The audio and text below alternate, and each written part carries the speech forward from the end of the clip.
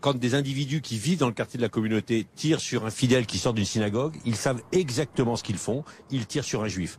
Donc, je veux d'ailleurs que la loi change. On proposera à l'Assemblée des textes législatifs, car il faut qu'on arrête d'avoir le doute.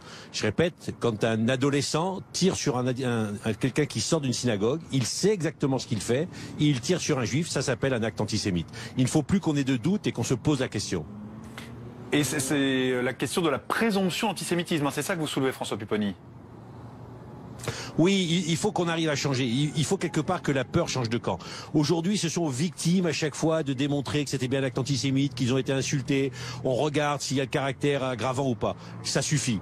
Il faut qu'à un moment, lorsqu'on touche à un juif en France et que l'on sait effectivement que la personne fait partie de la communauté juive, la présomption d'antisémitisme doit être immédiatement retenue. Ensuite, ça sera aux éventuels agresseurs de démontrer le contraire. Mais il faut qu'on inverse la charge de la preuve, car on ne peut pas à chaque fois qu'il y a un acte antisémite se poser la question pendant des heures et des heures pour savoir si oui ou non c'est antisémite.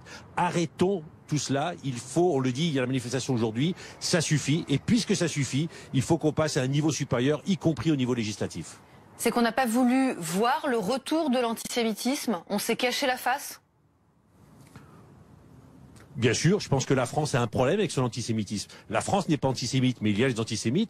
Et là, nous nous posons encore la question de savoir quel type d'antisémitisme, d'extrême droite, d'extrême gauche, est-ce que c'est bien, est-ce que c'est mal? Non, arrêtons. Oui, il y a des antisémites en France. Ils sont de plus en plus nombreux, de plus en plus actifs. Ils passent aux actes. Ils insultent, on l'a vu encore ce week-end avec Alain Finkielkraut. Et donc, il faut que la France comprenne cet antisémitisme et soit enfin capable de mettre en œuvre les plans indispensables pour éradiquer ce fléau.